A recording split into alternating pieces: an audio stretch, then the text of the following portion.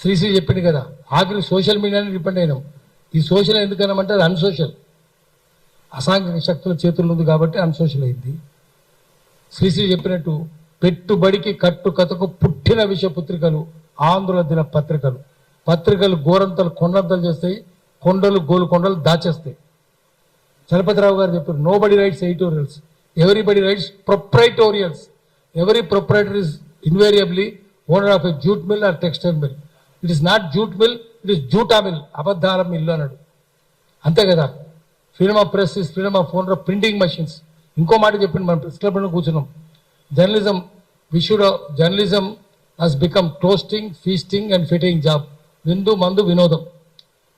Journalism which should have been great strain on heart. సమాజంలో జరిగే అన్యాయాలు చూసి హృదయభారంగా ఉండాలి. Great strain on heart has become great strain on liver. Full మందు కొట్టాలి కదా, ఎంత కష్టం. Cirrhosis of liver, carcinoma of liver ఇవన్నీ వస్తారు. ఇదంతా ఎందుకు చెప్తుందంటే వాళ్ళు మనకు ఎక్కువ హృదయభారం కలిగిస్తున్నారు. జనం సమస్యలు పట్టించుకుంటున్నారు, వాళ్ళకి హృదయభారం లేదు, వాళ్ళకి కాలేయ భారం అయింది. ఇంత జరుగుతుంటే ఒక్క పత్రిక రాయదు, ఏ పత్రిక రాయదు. ఆఖరి సోషల్ మీడియానే. రఘులాంటి వాళ్ళు పోయి అరెస్ట్ అయినా కూడా గట్టి ఎదిరించి పోలీసులతో తగాదపడి, కలెక్టర్తో తగాదపడి చెక్కు చెదర ధైర్యం పోయి చేసి, ఇట్లాంటి ధైర్యస్తులే కదా. వాళ్ళు అట్లా కాదు కదా. యజమాని ఏది చెప్తే అది చేస్తారు. యజమానులు రాజకీయ నాయకులు ఏది చెప్తే అది చేస్తారు. తుమ్మల నాగేశ్వరరావు ఏది చెప్తే రామోజీరావు శిరోధార్యం, ఇంకోటి ఉండదు కదా. అందుకని మనం ఉన్నది చెప్పాలి.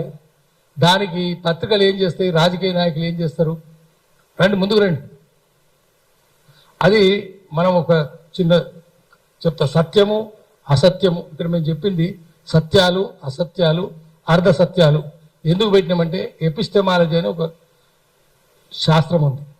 ఎపిస్టెమాలజీ అంటే సత్య శోధన శాస్త్రం. సత్యాన్ని పట్టుకోవాలంటే you have to get to truth, you have to separate its enemies from truth. సత్యానికి శత్రువు నుంచి సత్యాన్ని విడదీస్తే సత్యం దొరుకుతుంది. లేకపోతే అన్ని శత్రువులు ఎట్లుంటారు, అట్లనే ఉంటారు, సత్యం లాగానే ఉంటారు. ఏది సత్యమో ఏది అసత్యమో ఏది అర్ధ సత్యమో తెలియదు. శత్రువులు ఎవరెవరంటే పత్రికలు అదే చేస్తున్నారు, రాజకీయ నాయకులు అదే చేస్తున్నారు. సత్యం తెలియకుండా కుట్రలు చేస్తున్నారు, జనాన్ని మోసం చేస్తున్నారు, మభ్య పెడుతున్నారు.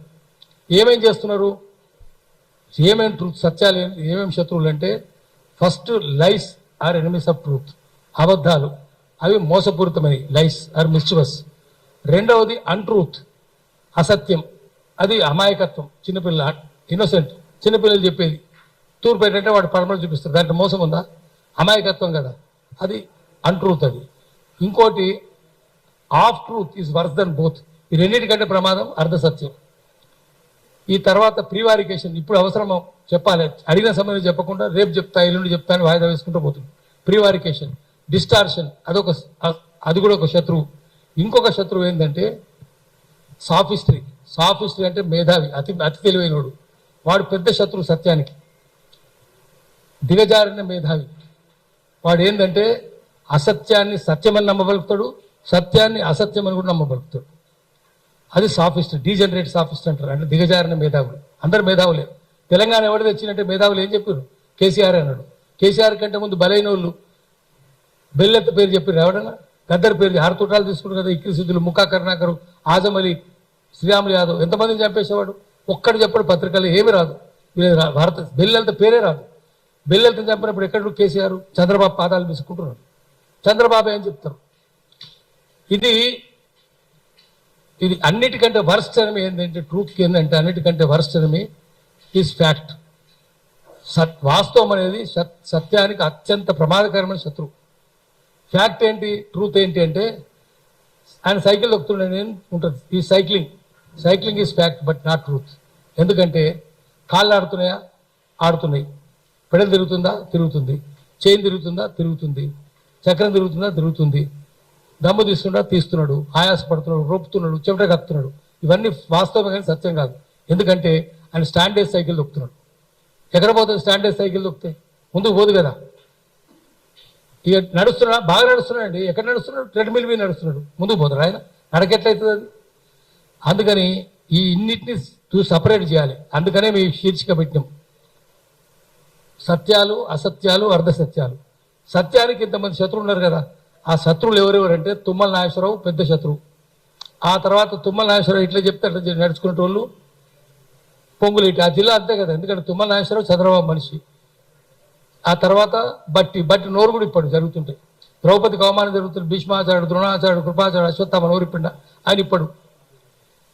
అందుకని వీళ్ళు శత్రువులు. ఇప్పుడు కాంగ్రెస్ ఏమైందంటే అది ఎల్లో కాంగ్రెస్ అయింది, పసుపు రంగు కాంగ్రెస్. తెలుగుదేశం ఏది చెప్తుంది, చంద్రబాబు ఏది చెప్తుంది, చంద్రబాబు శిష్యుడు తుమ్మల ఏది చెప్తే పొంగులేడు అదే చేయాలి, బట్టి అదే చేయాలి, రేవంత్ రెడ్డి అదే చేయాలి. అందుకని పేదలన్నీ గుడిసెలన్నీ గుల్చేసినారు. ఎప్పటి నుంచి ఉన్నారు అక్కడ మన మిత్రులు చెప్తారు. నేను పైన ఊరికే ఫోర్వర్డ్ ముందు మాట చెప్పిన, అసలు మందు మాట తర్వాత మన మిత్రులు చెప్తారు. అక్కడ ఎవరిది ఆఖరి కోర్టు మనం చెప్పిందే కరెక్ట్ అన్నది. భూదాన్ భూములు అవి ఎట్లా వస్తాడు కలెక్టర్, ఎట్లా వస్తాడు లోకేష్, ఎట్లా ఆర్డర్ ఇస్తాడు? వాడు లోకేష్ కాదు, జోకే వాడు సీసీఎల్ఏ అంటే. వాడు సీసీఎల్ఏ కూడా ఏంది, అప్పుడు ఇచ్చింది కూడా కేసీఆర్ దొంగనే, రేవంత్ రెడ్డి దొంగనే. ఆ దొంగలు ఉన్న వాళ్ళు ఇప్పుడు ఇక్కడ ఉన్నారు. తెలంగాణ సామెత ఏంటంటే మొసళ్ళు ఎక్కడ పోతాయి, మీ చెరువు పోతే కింద చెరుగుపోతాయి, బీఆర్ఎస్ చెరువు పోతే కాంగ్రెస్ చెరువుకి వచ్చిన. అదే జూపల్లి కృష్ణారావు, అదే పొంగులేటి, అదే తుమ్మల నాగేశ్వరరావు, అదే కడియం శ్రీహరి, అదే కడియం శ్రావ్య, అదే వరంగల్ జిల్లా చూసుకుందాం, అదే కడియం శ్రావ్య, అదే కడియం శ్రీహరి, అదే నరేందర్ రెడ్డి, అదే ఈమె సురేఖ మగుడు, ఇవంతా వీళ్ళే కదా. ఎక్కడ పోయినా వాళ్ళే, ఏ జిల్లా పోయినా వాళ్ళే ఉన్నారు. హైదరాబాద్కి వస్తే అదే దానం నాగేందరు, అదే గూడెం మైపాల్ రెడ్డి, అదే ప్రకాష్ గౌడు, ఎవరు చూసినా వాళ్ళే. ఆ దొంగలే ఇంట్లో ఉన్నారు. అందుకని ఇది తర్వాత తెలుగుదేశం పార్టీ చెప్పినట్టు నడుస్తుంది, చంద్రబాబు చెప్పినట్టు, ఆయన గురువు కదా. అందుకని ఇది ఎల్లో కాంగ్రెస్ అయింది, ఎల్లో జర్నలిజం అయింది, ఎల్లో కాంగ్రెస్ అయింది. జనానికి ఇంకేం తెలుస్తుంది? జర్నలిజం ఎల్లో జర్నలిజమే, ఎల్లో కాంగ్రెసే. అందుకని మనం ఉన్నట్టు చెప్పాలంటే ఆడ జరిగింది ఏంది, ఒక్క పత్రిక ఎందుకు రాయలేదు, పత్రికలు బహిష్కరించమని చెప్పాలి. రామోజీరావు 1,00,000 నాగలు గడ్డి దున్నుతున్నాడు కదా, ఏమైంది 1,00,000 నాగలు? 3,600 ఎకరాలు కబ్జా పెట్టిండు కదా, సాంఘి కోయడ కబ్జా పెట్టిండు కదా, అందరు దొంగలే కదా. మరి దొంగ అయినప్పుడు ఏం చేస్తున్నారు? మనము మళ్ళీ సోషల్ మీడియాని నమ్ముకోవాలి. అన్సోషల్ మీడియాని కట్టగట్టి మూసినట్టు మురికాలు వేసేయాలి. దానికోసమని ఇది పెట్టినాము. ఇది అందుకే ఇది చెప్పినాము అర్థసత్యమని. మనం ఎందుకు చెప్తున్నామంటే వాళ్ళు ఎవరు రాస్తలేరు, రాయన వాళ్ళ పరువు కూడా తీయాలి కదా. ఎవరితో కుమ్మక్కైనవరా, దొంగలకు సద్దులు ముస్తున్నావురా, గల్లబట్టి అడగాలి కదా. ఎవరు రాడు, హైదరాబాద్ నుంచి పోయి వెలుగుమట్టలో తీస్తారు. లోకల్ రమ్మంటే ఒక్కడు రాడు, సోషల్ మీడియా రమ్మంటే ఇట్లొచ్చి అట్లా వెళ్ళిపోయాడు ముఖం చూపించి. అందరికి చెప్పినాం మెసేజ్లు, పత్రికలు అందరికి పెట్టినాం, ఒక్కడు రాలే. అందుకని ఏం చేయాలి, మనము ఉన్నదున్నట్టు చెప్తాడు కావాలి, అబద్ధాలు చెప్తూని చెత్తపుట్ల పడేసేయాలి. ఈ సమస్య జనమెంట లేనప్పుడు ధనమెంట తిరుగుతున్నోడిని, దొంగలకు సద్దులు మోస్తున్నోడిని తొక్కి పడేయాలి. దానికోసం నేను జర్నలిస్ట్గా చెప్తున్నా. నేను చూసిన ఇవన్నీ దొంగ పనులన్నీ ఇక్కడ సమ్మె చేస్తే కదా రామోజీరావును ఏడిపిస్తుంది. అందుకని మనం ఇప్పటి నుంచి జనమెంట ఉండే మీడియాను ఇట్లాంటి వాళ్ళని పట్టుకుందాము, వీళ్ళనే ముందు పెడతాం. మనం అందరూ వీళ్ళకి అండగా ఉండాలి. ఈరోజు ఒకటి ఏమైందంటే వెలుగుమట్ల కూలిస్తే ఒకటి రుజువు చేయగలిగినాం. సంఘీభావం పునాదిగా ఉండాలి పోరాటాలకు. ఉద్యమాలు చేయాలంటే collective political consciousness of the people, ప్రజల ఉమ్మడి రాజకీయ చైతన్యం పునాదిగా ఉద్యమాలు. పాంప్లెట్ వేసినా ఉద్యమమే అది. పోరాటాలు చేయాలంటే సాలిడారిటీ బేస్డ్ స్ట్రగుల్స్, సంఘీభావం పునాదిగా పోరాటాలు చేయాలి. ఇక్కడ ఇంతమంది మనం సంఘీభావంగా ఉన్నాం, ఇంకా ఎక్కువ ఉండాలి. చాలా మంది పెట్టినాము. అక్కడ మాత్రం వెలుగుమట్లకు పూర్తి సంఘీభావం వస్తుంది. జనమంతా వాళ్ళకి సంఘీభావం, హృదయం బయటికి రాకపోవచ్చు వాళ్ళు, కానీ సంఘీభావంగా ఉన్నారు. ఆ గుడిసెలు గుల్చిన మాత్రం టూ అని అమ్ముతున్నారు. తుమ్మల నాగేశ్వరరావు కాదు, వాడు నాగేశ్వరరావు అంటున్నారు. అట్లా అయింది. అందుకని దీన్ని మనం అభినందిద్దాము. ఇప్పుడు నెక్స్ట్